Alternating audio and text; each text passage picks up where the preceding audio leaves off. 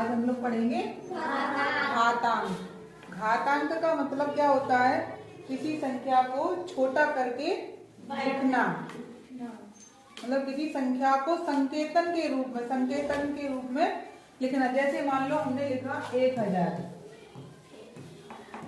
इसको छोटा करेंगे तो हम कैसे लिख सकते हैं? 100 गुणा 10, 1000 ही तो होता है। और छोटा करें तो 10 गुणा 10 गुणा 10, 10 धन 100 और 10 धन 100 धन 1000।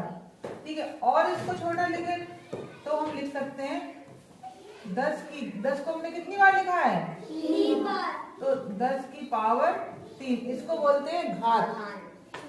जो हमने ये 10 लिखा है, ये इसको बोलते हैं आधार। क्या बोलते हैं? आधार। और ये जो 3 लिखा है, इसको बोलते हैं घात। क्या बोलते हैं? घात।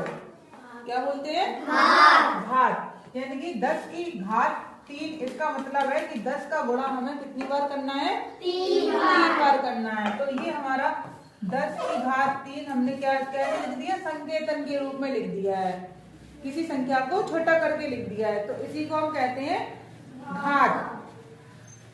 अब जैसे हमें किसी और दूसरी संख्या का मतलब छोटा, मतलब 64 है, इसको हम घात के रूप में कैसे लिखेंगे? 64 को कैसे घात के रूप में लिखेंगे? 4 का गुणा 3 बार करके। और छोटी संख्या में कैसे लिखेंगे? जैसे मान लो तो हम इसका खुलासा ले लें।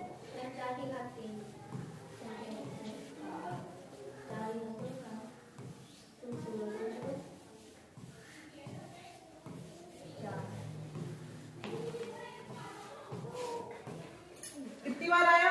1 2 3 4 5 6, यानी कि 2 गुणा 2 गुणा 2 गुणा 2 गुणा 2 गुणा 2।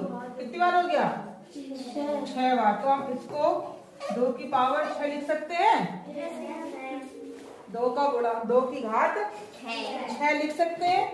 यानी कि हम लिख सकते हैं कि 64 बराबर 2 की घात 6। देखो, 2 दूनी 4, दूनी 8, दूनी 16, दूनी 32, दूनी 64।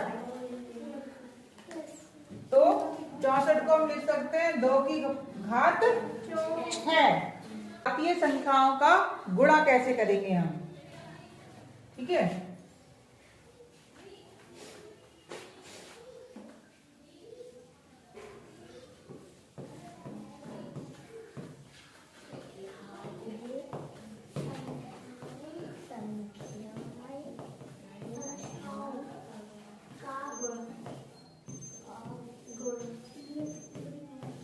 का गुणा 4 की घात 4। ठीक है। 4 की घात 3 गुणा 4 की घात 4 का हमें गुणा करना है।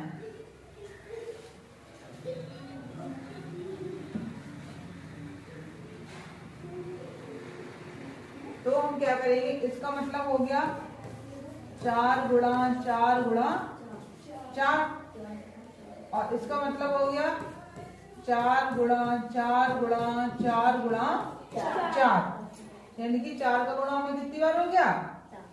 7 बार। ठीक है। तो हम इसको ऐसे लिख सकते हैं, लिख सकते हैं। तो इसमें हमें क्या हुआ कि ये जो घातें हैं वो क्या हुई? जुड़ गई हैं। जब हमारे आधार बराबर होते हैं, दोनों आधार समान होते हैं, जैसे यहाँ पे भी 4 है और यहाँ पे भी 4 है, तो क्या होगा? जो ऊपर की घातें हैं वे कैसी हो जाती हैं? जुड़ जाती हैं। ठीक है। तो हम इसको लिख सकते हैं 4 की पावर 3 धन 4।